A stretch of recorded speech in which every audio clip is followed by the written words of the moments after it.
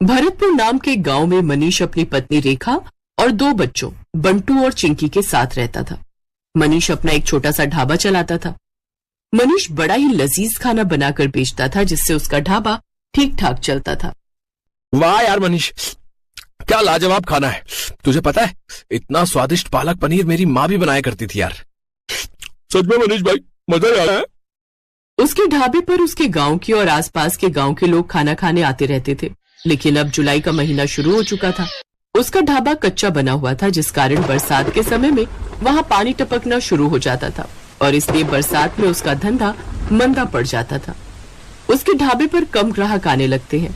बाहर बारिश जोरों पर थी। हे भगवान, पिछले 2 हफ्ते से बहुत ही कम ग्राहक आए हैं ढाबे पर। अगर ऐसे ही चलता रहा तो कैसे काम चलेगा। कहीं ऐसा ना हो कि फिर मुझे अपना ढाबा बंद करना पड़े। आप चिंता मत कीजिए जी, ऊपर वाला सब ठीक कर देगा। बारिश में लोगों को आने में थोड़ी दिक्कत तो होती ही है, ऊपर से ढाबे में पानी भी टपकता है, शायद इसलिए। अच्छा चलिए, आज मैं भी आपके साथ चलती हूँ ढाबे पर। वो दोनों ढाबे पर चले जाते हैं। उस रोज भी खाना बनाते हैं, लेकिन उस रोज भी बारिश के चलते कोई नहीं आता। लगता है आज भी ये सारा गरीबों में बांटना पड़ेगा। कोई ग्राहक नहीं आया। उस रोज भी वो सारा खाना गरीबों में बांट आते हैं। ऐसे ही दिन बीतते हैं। एक रोज आधी रात के समय गांव में तेज तूफान आता है और जोरों से बिजली कड़कती है और वो बिजली उसके ढाबे पर आकर गिरती है, जिससे उसका ढाबा जल जाता है। ये क्या हो गया रेखा? अब मैं क्या करूँगा? मेरी तो रोजी रोटी ही छिन गई। मेरी भी कुछ समझ में नहीं आ रहा जी, लेकिन आप ज्यादा टेंशन मत लीजिए, नहीं तो आपका बीपी बढ़ जाएगा। दिन पर दिन बारिश बढ़ती जा रही थी और मनीष उसी बारिश में काम ढूंढने निकलता है, लेकिन उसे कहीं भी काम नहीं मिलता। उल्टा सारा दिन बारिश में भीगने के कारण उसे सर्दी लग जाती है। अब जैसे तैसे वो अपने दिन काट रहे थे। फिर एक रोज रेखा का मुंह बोला भाई माधव उनके घर आता है। अरे जीजा जी, इतनी बारिश में रोज रोज काम ढूंढने निकलते हो, बेकार में परेशान होते हो। इससे तो अच्छा ये होगा कि आप मेरे साथ चलो और मेरी दुकान पर काम करो। वैसे भी मेरा आदमी अपने गांव गया हुआ है और मैं आपको महीने के आखिर में तनख्वाह दे दिया करूंगा। क्यों दीदी, ठीक कहा ना मैंने? हाँ, माधव बिल्कुल ठीक कह रहे जी। वैसे भी अपने पास और कोई काम तो है नहीं, अब तब तक यही काम कर लो आप। अच्छा ठीक है माधव, तुम कहते हो तो मैं यही कर लेता हूँ। वैसे भी घर खर्च तो चलाना ही है ना। अब मनीष माधव की दुकान पर काम करने लगता है। वो बिना 1 मिनट भी आराम किए सारा दिन मेहनत करता, अनाज की बोरियों को ट्रकों से उतारता और दुकान के अंदर का सारा काम संभालता। लेकिन जैसे ही महीना पूरा होने को आता है, तभी तनख्वाह देने के नाम पर वो टाल मटोली करने लगता है। तनख्वाह? कैसी तनख्वाह जीजा जी? ये तुम कैसी बातें कर रहे हो माधव? तुम्ही ने तो उस रोज रेखा के सामने कहा था कि महीने के आखिर में तुम मुझे तनख्वाह दोगे। नहीं नहीं, ऐसा कुछ नहीं है। आपको काम की जरूरत थी, मैं जानता हूँ, लेकिन मैं आपको यहाँ पर काम करने नहीं, मदद करने के लिए बुलाता था। और मदद करने के लिए भी कोई पैसे लेता है क्या?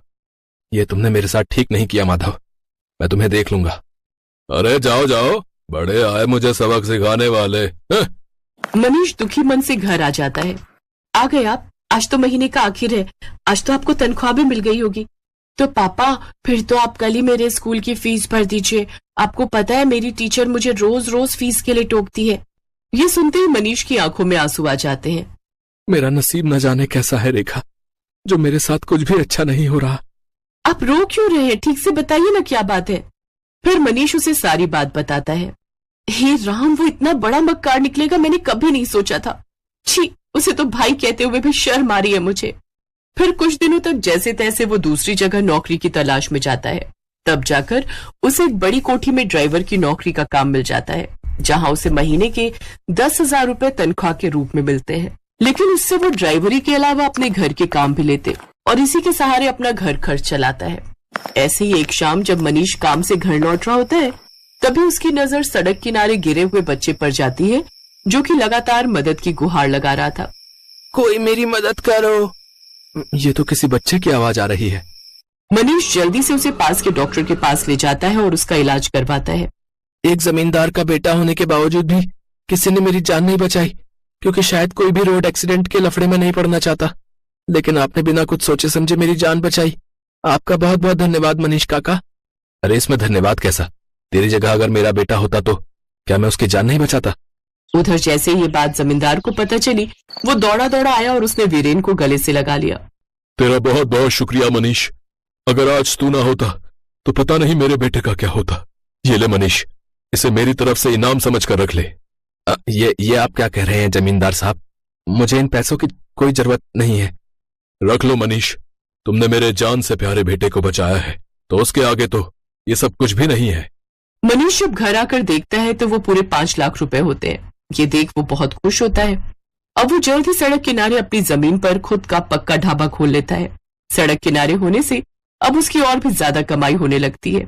अब बरसात में ना तो उसके ढाबे की छत टपकती और ना ही ग्राहकों की कमी होती, क्योंकि गाड़ियों में घूमने निकले लोग उसके ढाबे पर ही अपनी गाड़ी रोकते और लजीज लजीज खाना खाकर बारिश के मजे लेते। अब मनीष अपनी पत्नी और बच्चों के साथ खुशी खुशी रहता।